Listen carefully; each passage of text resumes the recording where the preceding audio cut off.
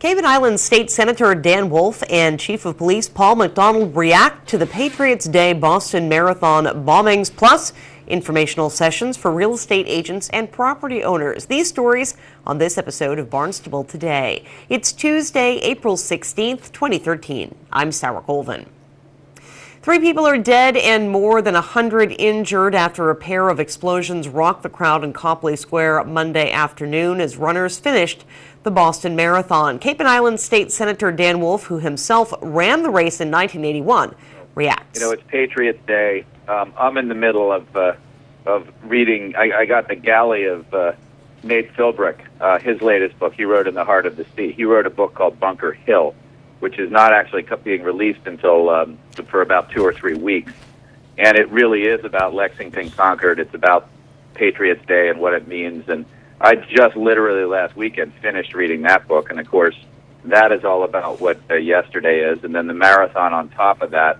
My connection to the State House, I mean, the emotional connection of just being in Boston and what that means relative to the history of the country. Clearly, you know, this is, you know, whoever did this, I don't know what the psychological term would be, whether it be psychopath or just what kind of sickness it is. But I don't think there's any question that it is striking at sort of what it means a lot to a lot of people on a very special day. That on top of, as you said, in 1981, I ran the marathon. Back in those days, I was a long-distance runner, and I did the marathon in 81. And just remembering the emotional state of getting to the finish line, which is an accomplishment in itself. But having that kind of event happen there is just sort of, it's unspeakable. It goes beyond. And I just, you know, all of our hearts go out to everybody. And, you know, it is part of living in a free society, unfortunately, but it's a sad and it's a sick event. Senator Wolf talks further about what this means for the future of the city of Boston. You know, clearly this is something I've been thinking about for decades, because in the air transportation industry, as I am, we've been dealing with issues like this for a long time, and that is the balance of running an effective free society and providing those services in, you know, in vulnerable places and at vulnerable events.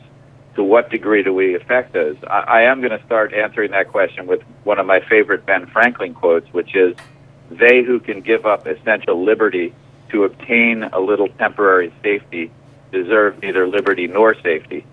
And, you know, that is one of my favorite quotes, because we do have to remember that the price that we pay for an open and free society is that we are vulnerable. I mean, you can eliminate vulnerability by eliminating freedom and just have everything on lockdown. And, you know, you and I had this discussion when we talked about gun violence and how we want to treat our schools. Do we want to have a total lockdown environment in schools? Do we want to have events like the Boston Marathon where we do not even let spectators watch at the finish line? Do we want to have air transportation where, you know, it takes 6 hours to get through a security line, and then you ask yourself, was this really worth it? So it's a balancing act, and those of us in the public sector, you know, those of us who are making decisions, I think have to be mindful of that. I am concerned that every time an event like this happens, and sadly enough, this won't be the last one, we ratchet it down a little bit. We put more cameras up, we put more security up, we put more screening up, and so that over the years, as more of these events happen, we become less and less of a free society. And, you know, it's the death by 1,000 cuts. So I am concerned that, you know, the leadership from the governor has been outstanding so far. The fact that the president weighed in is great. I think that we do have to put all of our resources into capturing and making it clear to those who think about doing things like this that they're not going to get away with it and that it's not going to be effective. We have to have all of that resolved. But I think we have to be really careful, too, not to commit to going further and further each time and taking us further and further away from the reason that we all love this country. And you know, to make it local, we all love Boston. Boston is an incredible city. It's rich in history, it's rich in culture, it's rich in intellect and creative capital. There's just so many good things about Boston. The environment it's in is beautiful. And I just hate to think that we're going to distance all of our citizens more and more from the essence of what that city is about. So I think it is about balance. I think it's a huge commitment to find and punish the people who would do something that is just so unspeakably vile. But at the same time, I think we have to also commit to making sure that we don't play into the hands of those who do these things by making our society less and less of what we all try to protect every day. So that's a long-winded way of saying balance, balance, balance. Barnstable Chief of Police Paul McDonald also has reaction. Some prayers go out to the family. However, after the event occurred, all the EMS, the first responders, I think they did a great job. They evacuated the scene as quickly as possible. Although this is a horrific event, what the good thing is they got world-class hospitals there, so everyone who was injured got the very, very best medical care in the whole world. Chief McDonald says Barnstable police officers are now in place in the city. We got a call from mutual aid. We did send our Bearcat up there, which is an armored personnel carrier.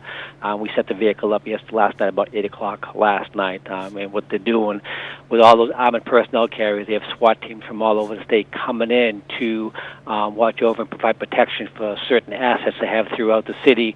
And each one of those targeted areas, they want to have an armored vehicle presence there. So we are up there now as we speak, and we have officers up there. McDonald anticipates Barnstable will have a presence in Boston at least for the next few days. The investigation is still ongoing. They're still trying to gather intelligence. They don't know when this event is going to end, but they have to keep digging and make sure the place is entirely cleared. So they'll be working on this for the next several days. The investigation into just who is behind that bombing continues. Back in Barnstable next Tuesday, landlords, real estate agents, property owners, and others will gather at Barnstable Police Headquarters for a primer on the new problem property ordinances. Chief McDonald talks about the changes. Problem property ordinance and the anti-noise ordinance, the biggest change in both of them is we are now getting the landlords involved in the process. In the old days, if someone was in violation of anti-noise, whoever had control of the property, who was leasing the property, they would get the citation. Well, now they would get the citation, and now we would contact the landlord. And same with the problem property ordinance. If we go down to a certain residence more than 4 times, we start getting the landlord involved in the process to help us solve the problem.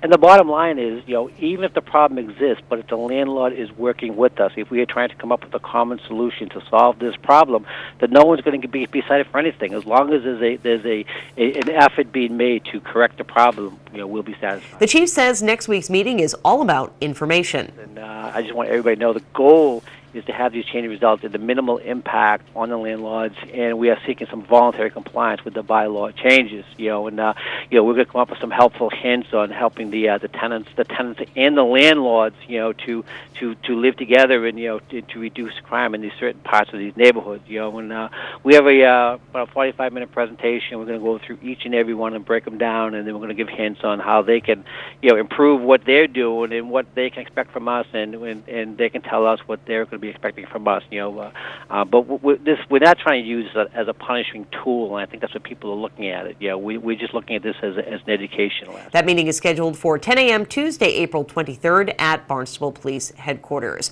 And finally, shots rang out in the Centerville neighborhood. Thankfully, no one is hurt. Chief McDonald has information. We were over there about 5 o'clock in the afternoon regarding shots fired. We went to one house, and the house was actually having a daycare. The daycare was closing up for the evening. The last 2 small children were being picked up by the grandmother. When shots rang out to the side of the house, 2 of the shots actually penetrated into the house. During the course of the investigation, the officers determined that the shots were fired from a next-door neighbor's house. When they interviewed him, they ordered him out of the house. He came out. He was still in possession of a firearm. They disarmed him, and they had a conversation with him. And apparently he was having some type of problem with the tenants who lived upstairs. They were being too noisy.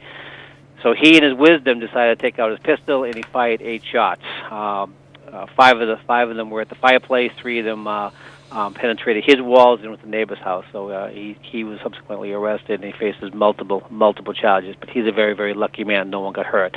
If you look back just a couple of years ago, we had that Jack Sellers on General Patton Drive who was sitting there watching television, and someone shot a round through the house and killed him. So it's this was very unfortunate. 66-year-old George Ratcliffe of Centerville is now facing numerous charges. With Barnstable Today, I'm Sarah Colvin.